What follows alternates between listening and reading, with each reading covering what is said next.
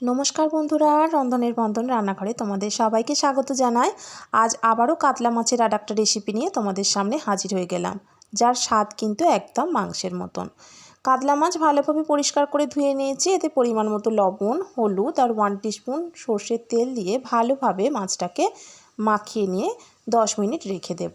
এবার একটা মিক্সিং কন্টেনারের মধ্যে 2 ইঞ্চ আদার কুচি, 2টো কাঁচা লঙ্কা, 1 টিস্পুন গোটা ধনে, গোটা কয়েক ছোটো এলাচ আর জয়িত্রীর একটা পাপড়ির সুন্দর পেস্ট বানিয়ে নেব। দেখো, কড়ার মধ্যে সর্ষের তেল দিয়েছি এবং তেল যখন খুব ভালোভাবে গরম হয়ে যাবে মাছগুলো এক এক করে দিয়ে ভেজে নেব। মাছ ভাজা হয়ে গেলে ওই তেলের মধ্যেই একটু লম্বা করে ফালি করে কেটে রাখা আলু, তার মধ্যে লবণ ছড়িয়ে একটু লাল লাল করে ভাজা হয়ে গেলে তেল থেকে তুলে নেব। তারপর ওই তেলের মধ্যে আরও কিছুটা সর্ষের তেল দিয়ে গোটা জিরে আর শুকনো লঙ্কা ফোড়ন দিলাম, আর একটা বড় সাইজের পেঁয়াজ বাটা দিয়ে পেঁয়াজের যতক্ষণ না কাঁচা গন্ধ যাচ্ছে একটু তেলের উপর নেড়ে নিয়ে একটা বড় সাইজের টমেটো কুচি আর যে মশলার পেস্টটা দেখালাম সেটা দিয়ে সেই কন্টেনার ধোয়া জল দিয়ে ভালোভাবে মশলাটাকে একটু কষিয়ে নিলাম।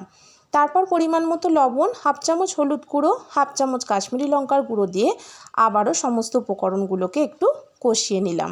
মশলা ভালোভাবে কষে গেলে ভেজে রাখা আলুগুলো তার মধ্যে দিয়ে আলুর সাথেও মশলাটাকে আরেকবার ভালোভাবে কষিয়ে নিলাম। তারপর তার মধ্যে আমি ঈষৎ উষ্ণ 1 কাপ জল দিয়ে ভালোভাবে মশলার সঙ্গে জলটা সমস্ত উপকরণগুলো মিশিয়ে নিয়ে ওপর থেকে একটা চেরা কাঁচা লঙ্কা দিয়ে 10 মিনিট মিডিয়াম ফ্লেমে রেখে দিলাম। দেখো, আলুটা আমার সিদ্ধ হয়ে গেছে। এই পর্যায়ে ভেজে রাখা কাতলা মাছটা এর মধ্যে অ্যাড করে হালকা হাতে একটুখানি গ্রেভির সঙ্গে মাছটাকে নাড়াচাড়া করে নিয়ে আরও 5-7 মিনিট মিডিয়াম টু লো ফ্লেমে রেখে দেব। 5 মিনিট পর ঢাকনা খুলে আমি দেখে নিয়েছি আমার গ্রেভিটাও মাখো মাখো হয়ে এসেছে।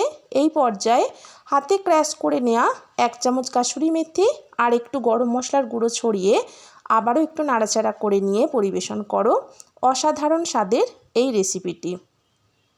এই রেসিপিটির স্বাদ কিন্তু মাংসের স্বাদেরকেও হার মানাবে, খেতে খুবই ভালো লাগে। বাড়িতে অবশ্যই ট্রাই করো। যদি ভালো লেগে থাকে আমাকে অবশ্যই জানিও, আর আমার চ্যানেলটিকে একটু লাইক এবং সাবস্ক্রাইব করো। সবাই ভালো থেকো, সুস্থ থেকো।